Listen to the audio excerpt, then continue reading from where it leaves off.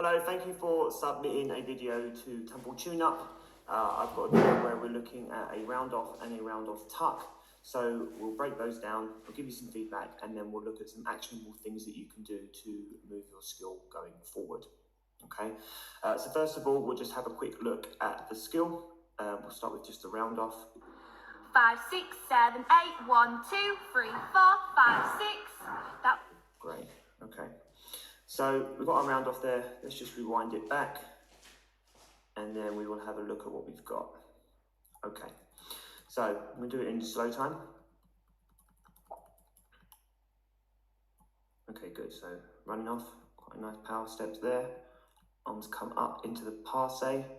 Perhaps the knee could be a little bit higher. And then we're going to hit our lunge. Let's just stop there. All right, a couple of things that will be good to work on here in the lunge. I'm just going to put some lines on there for you so that you can see. So if you look here, perfect. The line of the foot is facing away from the direction of travel, so it's actually pointing this way. There's my attempt at an arrow. Oh, there's an arrow thing, I'll use that. All right, so the line of the foot is actually pointing away from the direction of travel, which is this way.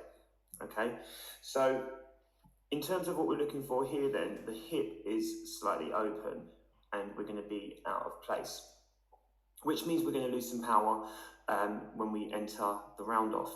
The other thing here is the lunge step could probably be a little bit longer, so we're looking probably for it around here. All right, that way we've got a long lunge step, everything is pushing the direction of travel, and that will give us lots of power and velocity. The other thing I would like to talk about here is this arm is dropping low. That's going to shorten the lunge as well, and if we shorten the lunge, we're going to lose length and we're going to lose power. The arm should be at the minimum by your eyebrows, and if you're like me and you haven't got any eyebrows, then you need to go for the temples. And if you don't know where your temples are, put it by your ears, because that's the ideal position for arm placement in a round off. All right, so this arm, let me remove that last line. The arm should be up here. All right, and just when you take the lunge on its own here, that means we're going to have a much better round off, and any issues that come after this are probably a consequence of this setup. And I think sometimes the actual approach can be underestimated, so just make sure that the approach is the thing that we really drill, because that will make the rest of the body lining so much easier when you perform the skill. All right, okay, so let's remove those lines and we will carry on. All right, so athlete then hits the handstand position of the round off.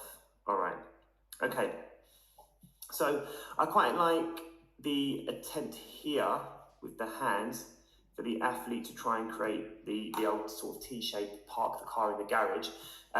That's quite a nice effort there, because that's going to help create power and the rotation of the hips.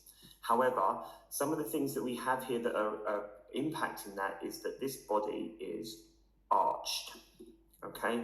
And we should be looking for a more hollow shape in the round off. The other thing is the head is almost nowhere to be seen here. Can't see the head, all right?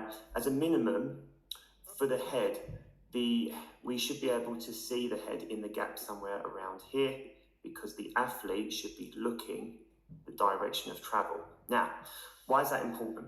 If the athlete is looking in the direction of travel, there's a good chance that they're going to be in a better shape. The body is more likely to be hollow.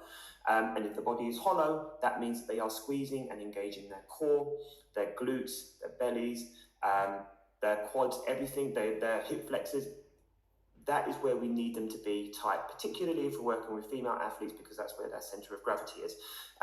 So the body lining here could be better, and that would be improved with the previous, but then also getting the head positioning better here, and then we need to be snapping these legs together, they're too far apart.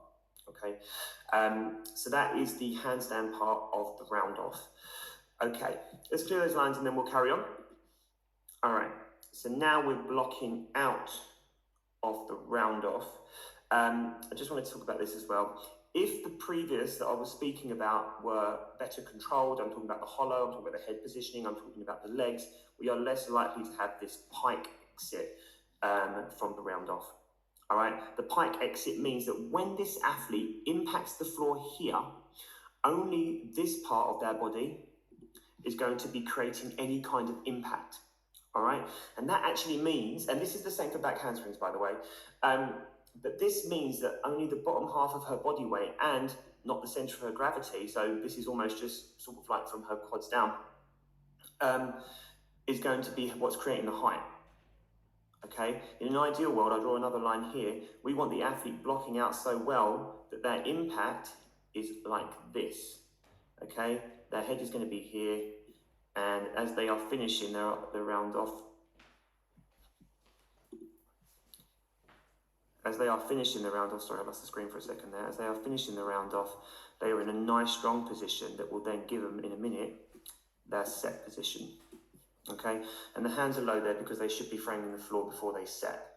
All right, so these are the things that will make the exit from the round off much better. We need to get that body a lot longer. We need to get it a lot more hollow because that means the full weight of her body will be coming through the floor and then rebounding up to give her a perfect set.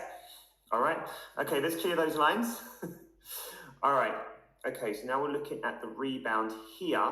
Now, considering what we've just been speaking about, the rebound is okay, but circling here, athlete's hips are not engaged, all right? The athlete is not squeezing, and this means that when she sets, it's going to be really hard, or when she pulls the skill later, it's going to be really hard for her to get her shins up and over for the tuck, all right? So it's important, like I previously draw here, we want the athlete to be setting, that's an awful picture, let me undo that. We want the athlete to be setting with the hips so that when they get their rotation later, the center of their gravity will be ready for rotation and then the legs just have to follow. All right, so that's enough talking about the round off. I'm going to stop that there and then I'm going to watch the tuck a few times and then I will give you some feedback on that too. Let me clear those lines and pause.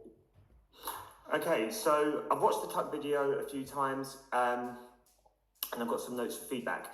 Before I do, let's just watch the video together and then I'll go back and I'll break it down. So this is what we have. Right. Okay, back at the beginning of the video apparently. All right, okay, so where are we? Right. So this is the round off tuck. So what we've got here is the athlete is approaching and the round off is all of the things that I was commenting before. So everything that I've said before is still relevant here. What I will say though, is that you can really see the arch and the head positioning here. The athlete is looking down towards the floor, all right? When you arch your neck like that and look down, you create this arch here, all right? If the athlete was looking this direction, here, we would have a much more solid handstand shape because the athlete's head would be here somewhere. I know this is really bad, but there's my attempt at trying to get the arms through, the head through the arms and the gap in the arms. All right, so if the head was neutral, we would have a much better hollow shape, which like I said, will create a better block shape, which will then mean that she impacts the floor with much more purpose and will create more height because of that. All right, so let me just clear those lines. So let's talk about the tuck. So the athlete sets here, right? So the first thing you can see is that the head is out, all right? And the arms aren't by the ears, all right? So that means that this isn't really a set, this is more like an arch, all right? And that's gonna cause some issues for the athletes. So I'm gonna clear those lines. So you can see this is a better example of that, right? She's thrown her head and the arms aren't by the ears, and then because of that, or she's thrown her arms and her head because of this, her hips aren't engaged, her glutes aren't engaged, her core isn't engaged, her hip flexors aren't working. This is loose, all right? She's not squeezing. And we need to be squeezing our cores to get a good, powerful set into our tucks. This is super important. All right, so what we should be looking for is, as I've drawn already, is this type of shape in the set, the athlete's core engaged. All right, now what happens because of that is this. All right, now what's happening is that she's relying so much on her shoulders and her head to create the tuck that rotation this side is really hard work. This is hard work rotation now, and it shouldn't be hard. All right. So what the athlete has done is, because the hips are relaxed, let me clear the lines. Because the hips are relaxed, now it's almost like her knees are trying to make the tuck work, and her heels are really close to her bottom. That is not what we should be doing. The tuck shape should look something more like this. All right. With flex feet. Flex feet is important. All right. If you point your feet, you're more likely to under rotate. All right, so in this position here, rotation actually becomes quite hard, okay?